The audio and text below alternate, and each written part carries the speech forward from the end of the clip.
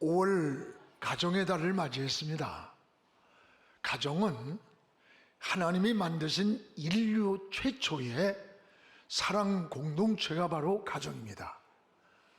가정은 육체와 이 정신의 안식처가 되고 또 행복의 뿌리가 됩니다. 그런데 21세기의 가장 큰 위기는 경제가 아니라 가정의 붕괴라고들 말합니다. 함께 사는 공동체 속에 기쁨이 있고 행복이 있고 또 고통도 함께 사랑도 함께 나누는 것이 가정의 공동체입니다. 사람들은 이런 행복이 어디선가 저절로 나를 찾아올 것처럼 생각을 합니다. 그러나 행복은 창조해가는 겁니다. 마치 조각가가 정성껏 조각품을 다듬어서 아름다운 작품을 만들어가는 것이 행복은 저절로 이루어지는 그런 산물이 아닙니다. 여러분, 가정도 마찬가지입니다. 행복을 만드는 가장 중요한 매개체가 뭐라고 여러분 생각합니까? 바로 관계 회복입니다. 부모의 관계, 또 자녀와의 관계, 형제 관계, 부부 관계, 이런 관계가 잘 회복될 때에 그게 바로 행복한 가정이 되고, 반면에 이런 관계가 뒤틀릴 때 불행이 시작이 됩니다. 이것은 여러분 가정만이 아닙니다. 이 사회도 마찬가지입니다. 정치, 경제, 사회, 문화, 교육 모든 영역에서 모든 분야가 동일합니다. 여러분, 관계가 잘 회복이 되어야 아름다운 하모니를 이루게 됩니다.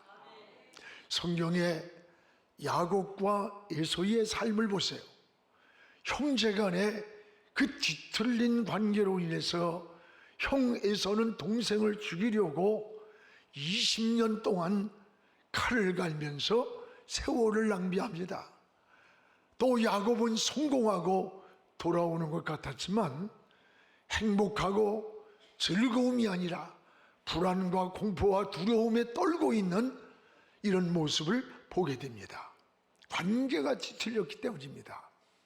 그래서 성경은 성경 66권을 함축하면 세 가지의 관계 회복으로 되어 있습니다.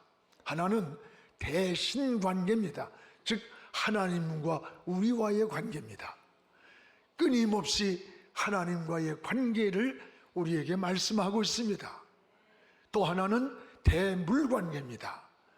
인간은 물질을 떠나서 살 수가 없습니다.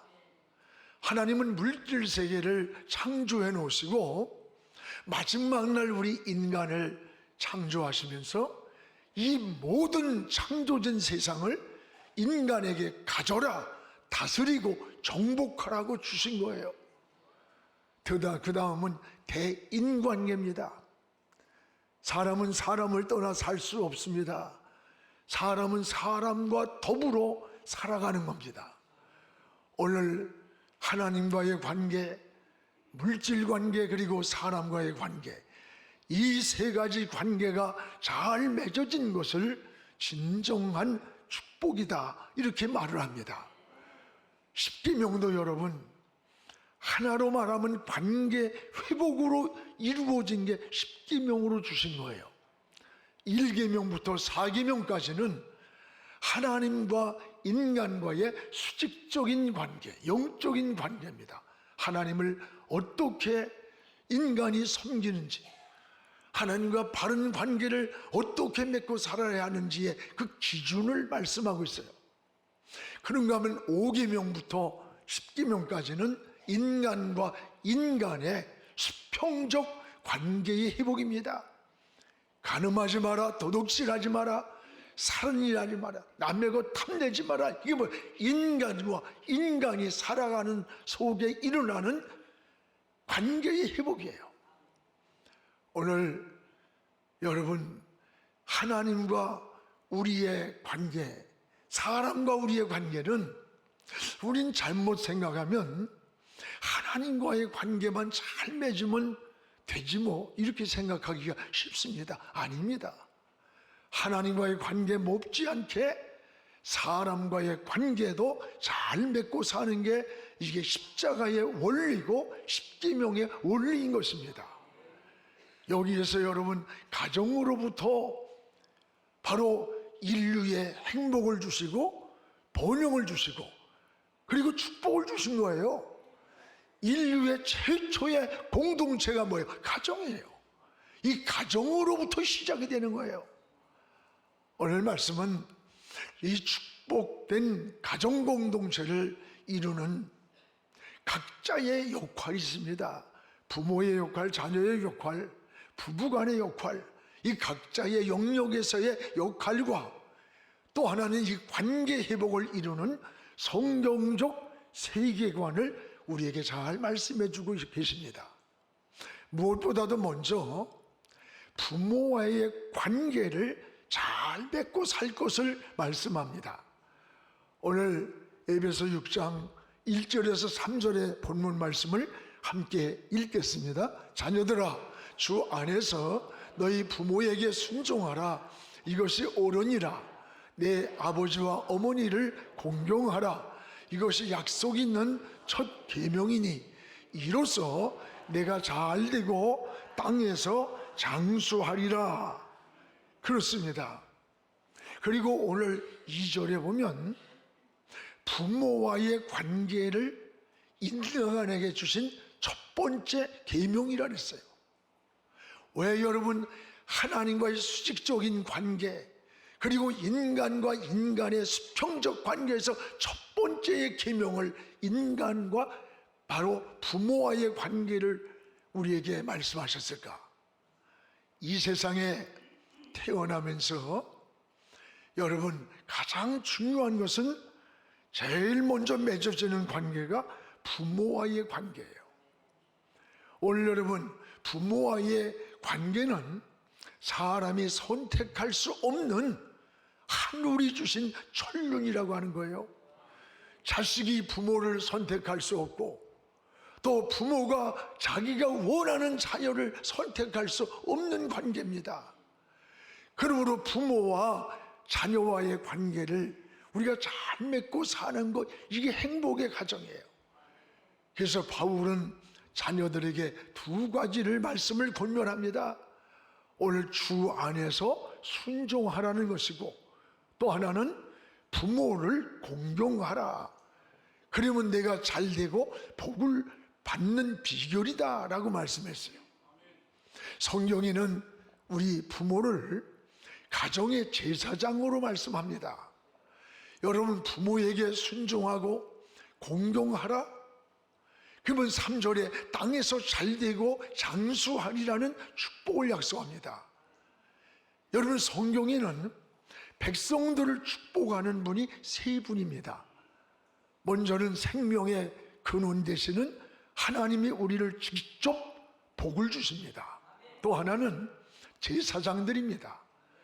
하나님이 기름 부음 받은 제사장들을 세우시고 그 백성들을 축복하면 하나님이 그 축복하신 대로 그대로 주시겠다는 약속을 하셨습니다. 오늘날의 주의 종들이에요. 그 다음은 하나님은 부모에게 이런 제사장적 축복권을 주신 거예요. 성경에 아브라함이 이삭을 축복합니다. 이삭이 야곱을 축복하고 야곱이 요셉을 축복하면 축복하는 대로 이루어졌어요. 부모된 여러분들은 여러분의 가정의 제사장들임을 잊지 않기를 바랍니다. 자녀를 향한 축복권자예요. 바로 이제 자녀를 향해서 마음껏 믿음으로 축복을 하시기 바랍니다. 가정을 축복하십시오. 미래를 축복해 주세요.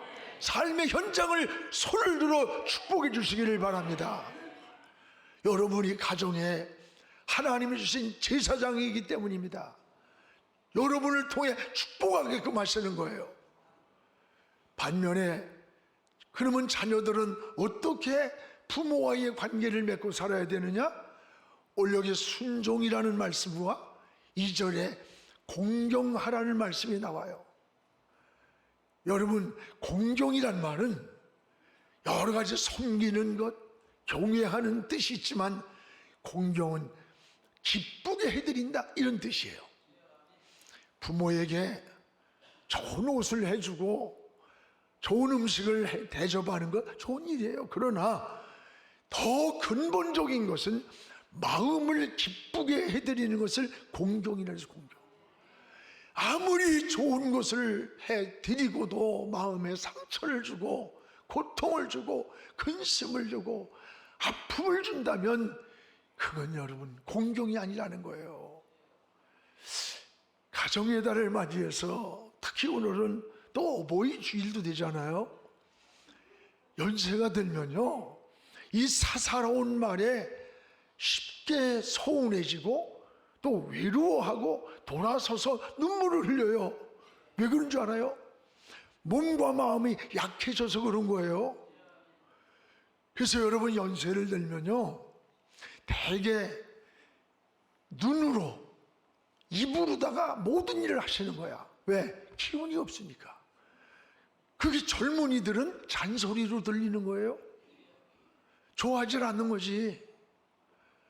여러분, 작은 관심에도 기쁨을 갖는 게 어른들이야. 작은 말에도 또 노여움을 갖는 게 어른들이에요. 지난 그 기사에 보니까 이 부모가 가장 상처받는 말이 뭔지 알아요? 말이 안 통해. 그러면서 확 무시해버리는 그런 말이랍니다. 별것 아닌 것 같은데 굉장히 상처를 받는다는 거예요. 자기의 존재감이 다 상실돼 버린다는 거예요, 부모로서. 반대로 가장 듣고 싶은 말이 뭐냐?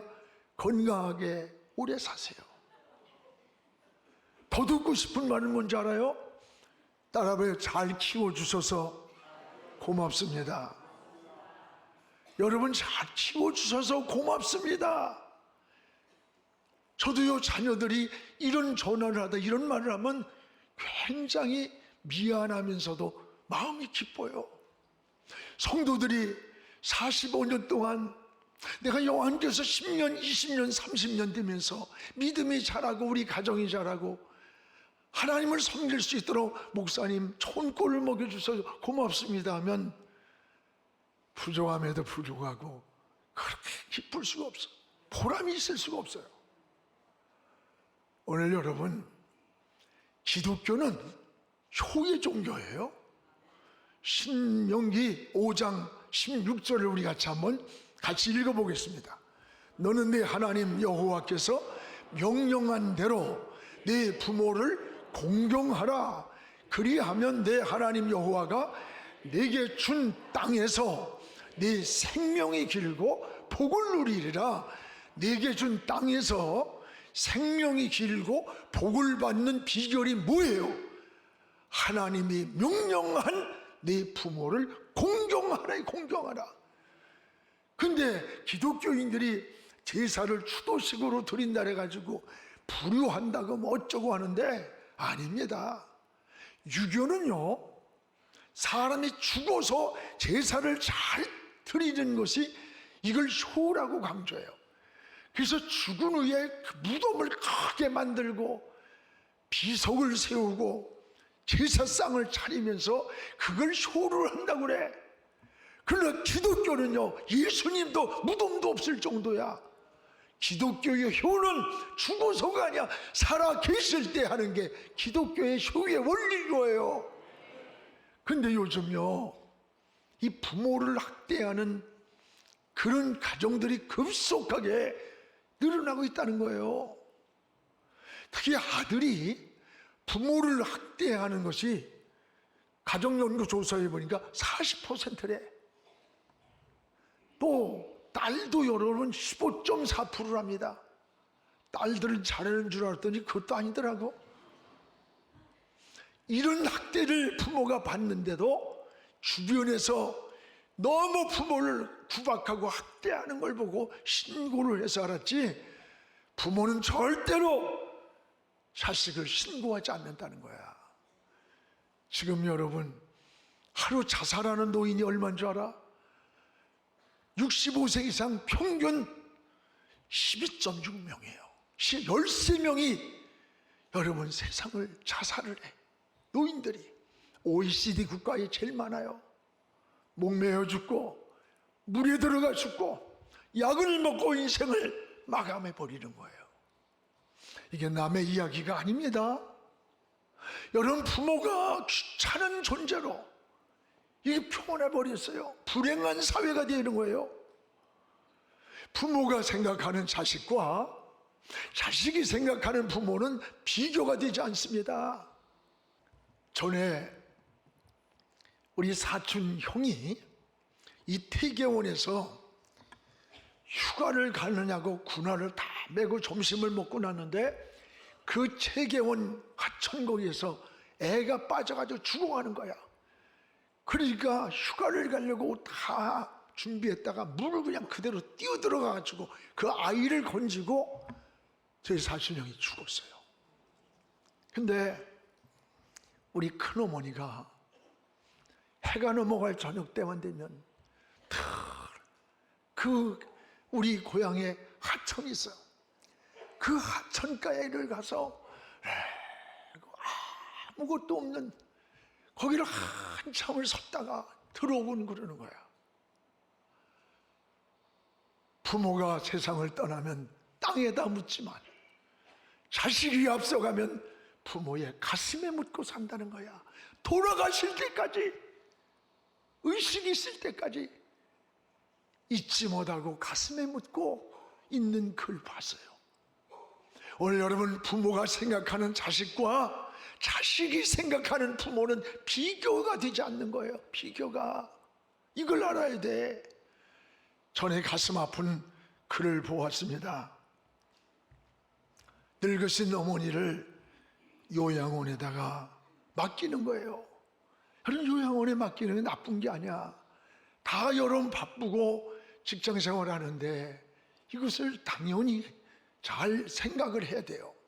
근데 그 전에는 좀 세상이 더했잖아요. 근데 자식이 요양원을 맡기면서 4가지 조건을 이야기를 했답니다. 하나는 절대로 죽을 때까지 자식이 없다고 하라. 또 하나는 주소를 모른다고 하라. 가족이 없다고 하라. 전화번호를 모른다고 하라. 그렇지 않으면 버리겠다고 하면서 요양원을 보냈습니다. 어느 날 몸이 몹시 아픈 이 할머니는 산 옆에서 가족이 없느냐고 물으니까 아무도 없다고. 이 할머니는 마지막까지 자식들의 이름을 알려주지 않고 연고자가 없는 노인으로 홀로 세상을 떠났답니다. 그런데 나중에 보니까 주머니 속에 자식들의 사진이 여러 장이 있고 전화번호도 있고 이름도 있더라는 거야. 그리고 돈 20만 원을 고기고기 접어서 우리 손주들 선물 사주세요라고 글을 써놓고 죽었더랍니다. 3남매가 있었고 자녀들도 여러분 5이나 손주들도 되었대요. 그 옆에 같이 있던 할머니의 고백이에요. 그 할머니는 몰래 등을 돌리고 무엇인가 주머니에서 꺼내서 늘 보면서 눈물을 흘리고 그랬다는 거야. 그 주머니에서 꺼내서 눈물을 흘린 게 뭐냐? 자기를 버린 가족들의 사진이었습니다. 마지막 임종이 오는데도 죽어가면서도 잊지 못하고 그리워하며 불렀던 자식과 손주들의 이름이 거기에 적혀 있더래요. 이게 부모의 가슴인 거야. 이 사연을 보다가 눈시울을 참 많이 적셨어요. 여러분, 우리도 언젠가는 노인이 될 날이 옵니다. 45년 전에 나는 너무 청년 같았고 너무 젊다는 것이 한이 되어서 빨리 나이 좀 들었으면 했는데, 여러분 그게 엊그제 같았는데 여러분 벌써 세월이 이렇게 간 거야. 이 노인 문제는 언젠가 우리 자신의 문제라고 하는 것을 우리 모두가 인식을 해야 돼요. 세계에서 고령화 속도가 가장 빠른 나라가 지금 우리나라입니다. 오늘 살아계실 때 잘해야 돼요. 떠나고 나면요 참 별거 아니에요. 저는 사실 이런 어버이 주일이 오거나 그러면 참 설교할 마음이 부끄러워요. 내가 잘하지 못하며 살았던 일들 때문에 늘 그래요. 어머니가 살아계실 때는 토요일 날 제 방송 설교가 9시에 나가니까 그 설교를 듣고 계세요. 그리고 설교 끝나면 한 20여 년 동안을 토요일마다 전화를 하는 거야. 전화를 하면서 엄마의 목소리를 듣는 거죠. 그러다 돌아가셨는데 어느 날 갑자기 토요일 날 나도 모르게 전화번호를 눌렀더니 안 받아. 이상한 게 나와. 깜짝 어머니가 돌아가신 거야. 아, 돌아가셨구나. 여러분, 그 순간에 막 숨이 막히는 것 같더라고. 조금 더 잘해드릴 걸. 조금 전화 한 번이라도 더 할 걸. 여러분, 살아계실 때 잘하는 게 이게 신앙인의 모습이에요. 여러분의 신앙도 다시 돌아보면서 부모가 없는 내가 이 세상에 어디서 나왔겠어? 여러분, 나를 뭐 공부를 많이 시켜줬어? 물려준 유산이 많아? 아니에요. 내가 존재하고 있는 이거 하나만으로도 부모님께 감사해야 돼. 우리가 가정은 이런 원초적 본질적 회복이 신앙인의 삶인 거예요. 또 하나는 뭐냐? 가정 안에 이 부부 관계가 회복돼야 돼. 요즘 여러분 쑥 틀리면 그래 좋아 딱딱 도장 찍고 하면 끝나. 그거 끝나는 거지까지 그거 아닙니다. 가정 안에 부부 관계가 회복돼야 돼요. 오늘 에베소 5장 24, 25절을 우리 같이 한번 읽겠습니다. 그러므로 교회가 그리스도에게 하듯 아내들도 범사에 자기 남편에게 복종할지니라. 남편들아, 아내 사랑하기를 그리스도께서 교회를 사랑하시고 그 교회를 위하여 자신을 주심같이 하라. 부부간의 관계를 어떻게 말합니까? 여러분, 그리스도께서 교회를 사랑하신 같이, 교회가 주님을 섬기는 것 같이, 주님을 섬기는 마음, 주님을 사랑하는 마음 같이, 이것이 부부의 역할이고 관계라는 거예요. 여러분, 부부는 높거나 낮은 자리가 아닙니다. 부부의 역할을 우리가 잘 인식을 해야 돼요.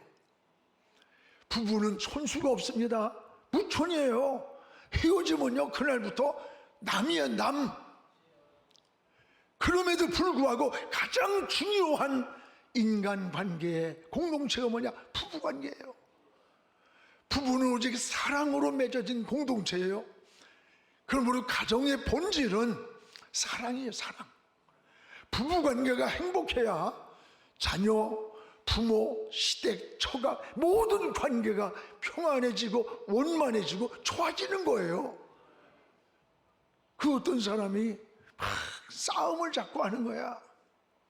한번 이야기를 하면서 효도한다고 그 남자가 하는 말이, 나는 당신은 없어도 살 수 있어. 그러나 부모 없이는 못 살아. 그러면서 부부간의 갈등, 관계가 뒤틀려가지고 아주 갈등하는 거예요. 여러분, 이 말을 부모가 듣고 내 아들이 역시 효자야, 그런 부모라면요 큰일 납니다.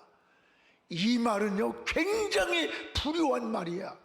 어리석은 말이에요. 여러분, 부부의 관계가 깨져보세요. 자식이고 뭐고요, 자식이 어디로 갈 거야? 누가 돈 때문에, 조건 때문에 한쪽이 맡아도 그 애는 고아가 되고 사람이 물건처럼 쪼개가질 수도 없어요. 걔는 끝까지 죽을 때까지 성장해가면서 상처 속에 살아가는 거 아니야? 시가? 아니, 부부가 깨졌는데 무슨 놈의 처가가 보이고 시가가 보여? 다 박살났는데. 부부관계가 잘 이루어져야 모든 관계가 회복이 되는 거예요. 여러분, 부부라고 하는 것은 둘의 문제만이 아닙니다. 이건 자녀와 직결된 문제고, 그 가족사와 직결되어 있는 게 부부의 관계예요. 그래서 혼자만의 이익을 찾아서 혼자만의 쾌락을 찾아 살아갈 수 없는 것이 부부관계인 거예요. 서로의 이해가 필요하고 양보가 필요하고 사랑으로 행복을 만들어 가야 돼요. 부부는 서로의 행복을 창조해 가는 겁니다. 여러분도 사랑할 수 있을 때 서로 사랑하면서 사는 아름다운 가정의 회복이 이 5월 달에 여러분들의 가정에 있기를 주님의 이름으로 축복을 합니다. 떠나고 나면 후회해요. 가정의 달에 무엇보다 부부의 관계가 더 건강해지는 이런 시간들이 되어졌으면 좋겠습니다. 또 하나는 부모와 자식의 관계를, 바른 관계를 정립해야 돼요.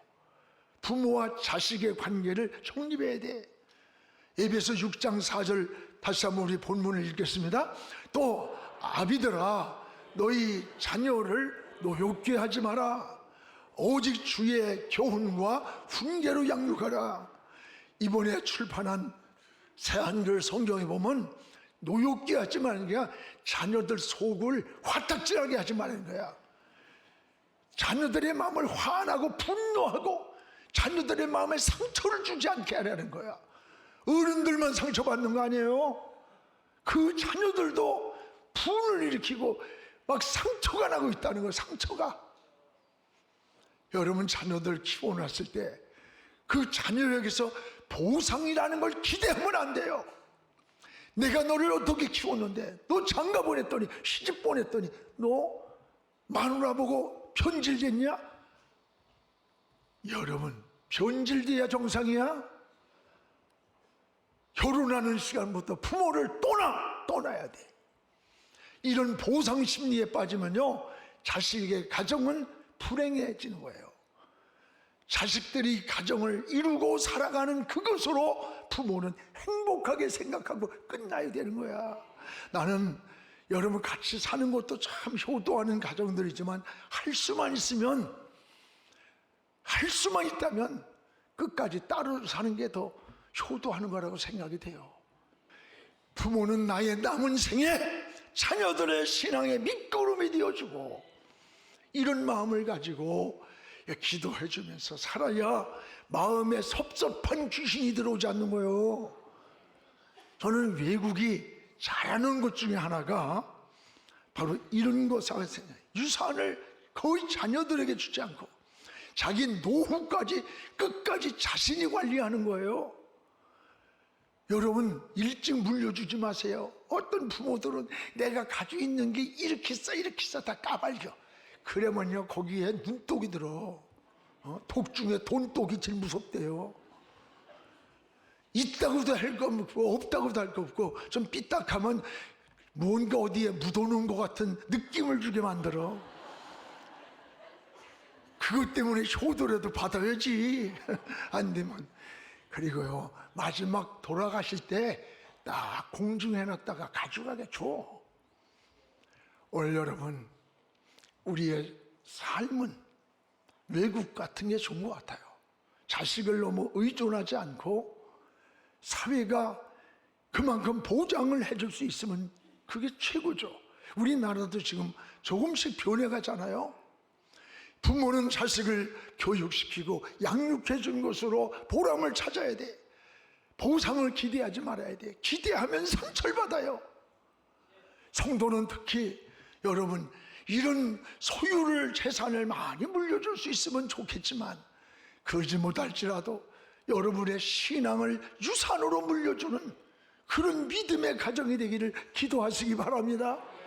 불에 타지 않고 녹슬지 않는 뭔가 우리 아버지는 기도하던 아버지야. 우리 엄마는 항상 주의 말씀을 붙잡고 무릎 꿇는 걸 보았어. 이런 것을 훗날에 그 자녀들이 간증할 수 있는, 그래서 믿음을 찾았고 타락했다가도 다시 돌아왔노라고 하는 신앙의 유산을 물려줘야 돼. 이렇게 기도하시기 바랍니다. 성경에 모세가 그랬습니다. 사무엘이 그랬고 디모데가 그랬고 노아의 가정이 그런 신앙의 DNA를 물려줬던 것을 볼 수 있잖아요. 부모의 교육은 자녀들에게 전인적 영향을 주는 거예요. 믿음의 유산을 계승해가는 여러분의 가정들이 되기를 바랍니다.